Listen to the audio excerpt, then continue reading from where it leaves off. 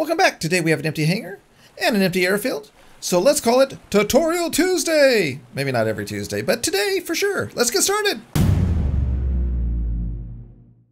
Alright, so yesterday I tried to make a B-17 mission, but I really didn't know what I was doing. So last night I spent some time and made a mission in a local area so that I didn't have to fly so far and tested it out. So today I'm going to show you how to make a search and rescue mission, but on a smaller scale so you can see how it works. Alright, so let's jump into the editor and get started. So if you're new to this, I'm just going to kind of walk you through some of the steps of getting into the editor for missions. So the first thing to do is hit escape, hit the mission editor button, and bam. Alright, so this is a mission editor interface. I already have the creative base set up with some zones, but usually when you get in here, nothing is here, and you'll want to click the add a location, and then click the location you want, and it will add it here. And then of course you can hit edit objects, and then you can go in here, and by hitting F, you can pick a point and then zoom with your mouse roller. But we're not using the helicopter base, so I'm going to go back really quick and delete this. And so we're going to pretend like I just selected the creative base, and we're going to go ahead and edit objects. And then I'm going to spin the camera around using the right mouse button, and then hit F on the location where I want to go. See the little orange thing right there? So hit F and then roll into zoom. Alright, so I've set up a few things here. I've got a zone over here, which is going to be called the station. And it's important to set your marker text, because if you do not do this, I learned last night quickly, the mission will not properly spawn. So make sure you set your marker text on each object, and you shouldn't have any problems. I don't know if it was a bug or if it was a feature, but definitely set your marker text. Okay, the second thing I have is a zone called search area, and that's this round circle here. And this is the area we want to search in for what we're going to pretend like is a crashed plane. And then our last zone over here is the crash site, and this is where our 2 survivors are and a crate, which is going to be a piece of a plane, basically our plane wing or plane part. And over here I have a little palette here just to mark the border so I can see when I'm walking into the zone. Alright, so that is it for the pre-setup. So we have again a zone here, number 1, a zone to search in, number 2 zone, which is the crash site, 2 survivors, and a crate, which is going to be a plane part. Okay, just want to say that over again to make sure we know what we're doing. And now we're going to go back to the playlist view, and right now we have no missions. So we're going to go ahead and click add mission, and it becomes unnamed. And so we're going to go ahead and click the edit mission, and that's going to bring us into this interface. So what we have here is a lot of fun stuff. It looks kind of scary at first, but you can ignore most of those things if you're just making a very simple mission to execute. So first off, we have to name the mission Search and Rescue. All right. And so then we have components. Now these are the objects or items that are used in the mission you're building. So I'll click add remove, and we're just going to add all of these lovely things here. So planes. Oh, and we have also a flare. I forgot about the flare. We're going to go back. Alright, so this is mission dependencies. I'm going to leave this alone for right now, but I'm going to talk about this in a little bit on how this works. But this is very cool. It just does not work in creative mode. But we're going to skip that for right now and go to the requirements. And if you wanted to, you could go ahead and select what the requirements are. The player must own a plane or a helicopter, or have fire equipment or Arctic equipment in order to make this mission appear and be able to be used. The next thing, easy, hard, this is just about getting the money to the player. So a hard mission will give you more money, an easy mission will give you less money. Alright, so this section you can go ahead and set parameters where the mission will only spawn in between these hours, or if the fog intensity is very high, or the rain is low or high, of course the wind low or high. So these are things you can tweak if you're making this for the career mode, and you want to make sure that the environment looked the way you want it to look and was in the condition that made it either, more difficult for the player, or, you want a night mission or a day mission. And only in the career mode does that really matter, because we're going to be spawning our missions, so we don't care about this.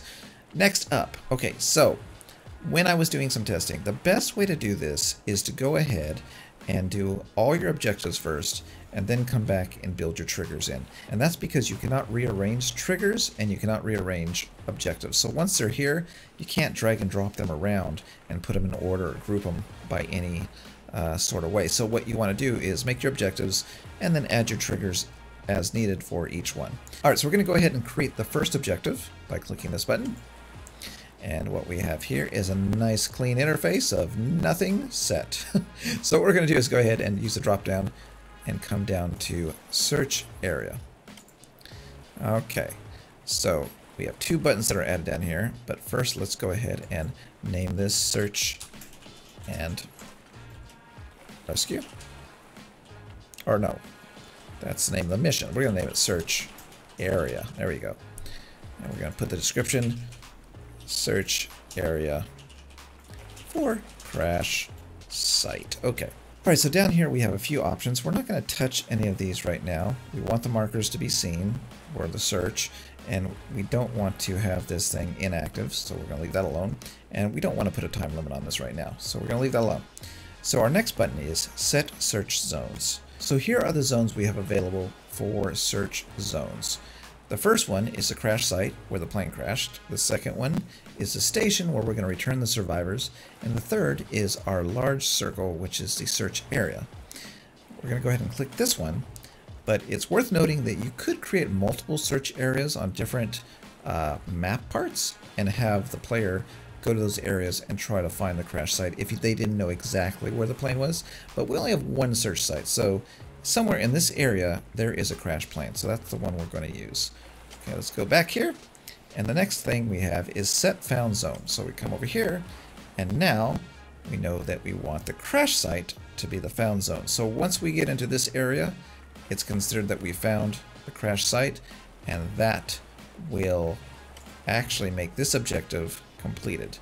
So now we have one more button here, and that's set objective dependencies, and we're not going to touch that yet, but we will talk about that on the next objective. All right, so right now we have one objective, no triggers, and we're just going to go ahead and test this right now to see what it looks like. Let's go ahead and save live tutorial, and then come back to the mission list, I believe, yes, and hit test mission. All right, we have everything spawned.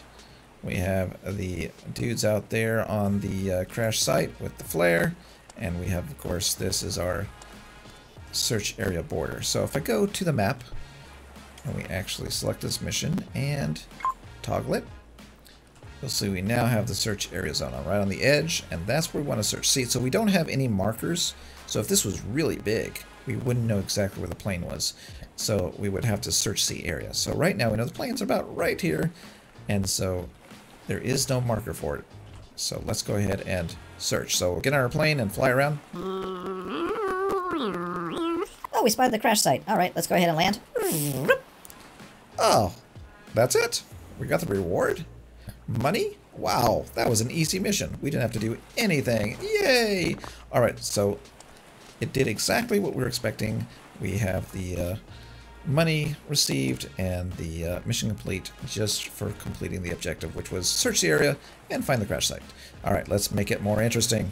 Go back into the mission editor and go back into the edit mission. All right, it's time to add the second objective. Just like that, a nice new empty objective. So what we want to do now is take those people and the plane box or the plane part and bring it back to the station. So what we're going to do is click on the drop down and say deliver to zone. Click that. Of course, two buttons come down here. We'll talk about those in a second, but let's name the objective. Let's see. Transport, survivors, survivors, and plane part. That's right, plane part. Take survivors and plane part back to station. All right, so now we want to go ahead and click the set delivery zone, which is going to be our station. And we want to set what we're delivering. Well, we're delivering not the border, but Survivor 1 and Survivor 2, or Survivor 2 and Survivor 1 if you clicked in the right order, and the plane dummy part. We'll go back, and now those three things are selected to be moved to this delivery area. So what we're going to be doing now is actually clicking on this one, Set Objective Dependencies. Boom. And now what we want to do is make sure that we did the search the area portion, the search the area objective, before this one becomes available. Now we can set it to success, fail, or complete. Now I believe that the idea behind this is if we wanted to do branching objectives so that if, say, somebody died and we couldn't move them or something like that, that would be a fail and this objective would become active. If we did everything right and it's a success of, you know, finding both people and moving them to a location and everyone's great, that would be a success, and then we could do something else. So this is for branching objectives. We're just going to go and hit completed, and that means we found the area. There is no success, there is no fail. We did it. Alright, so next we want to go ahead and test what we have here. I think everything is good. Yes, looks good. Alright, so let's go ahead and see what happens now. We're going to go back to the playlist and hit the test mission. Alright, so there we go. So let's go fly. We landed and found the search area. Okay, nothing happened. There's no money coming in, nothing. Okay, well, let's go ahead and move these people and the box to the zone over here. So we're gonna walk. Everyone coming with me? Oh, somebody got forgotten. All right, there's a box. Let me fly back over here. Come on, man. You gotta come with me. Let's go over here. All right, so we're bringing them back to the station. We already have the plane part right there.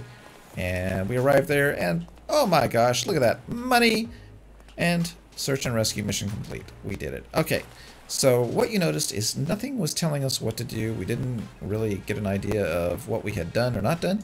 So that's why we're going to go ahead and edit this mission again. All right, here we go. So now we're back in the mission editor again. Let's go ahead and hit edit mission. And here's where we get to have a little fun. So we have objective number 1, search area. Objective number 2, transport survivors and plane part. And now we want to add some triggers. Our first trigger is going to be when objective starts. And we're going to pick the search the area. We're going to go ahead and do a message. So we're going to send a message to the player. Incoming message. Search area marked for crash site.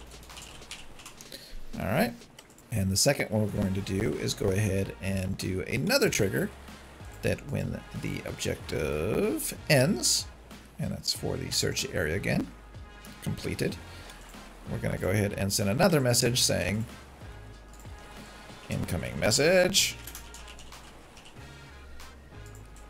return, or let's say transport. Let's do transport. Transport survivors and plane part to station.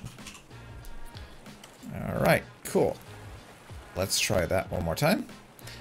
Go ahead and hit the playlist and test mission. Gonna go to the map. We see we have incoming message, search area for crash site, and spawn the mission, of course. We wouldn't usually see that if we didn't spawn the mission. It was like naturally, you know, added to our queue, but it pops up in the test mode. So we're going to go ahead and search this area. It's marked on the map.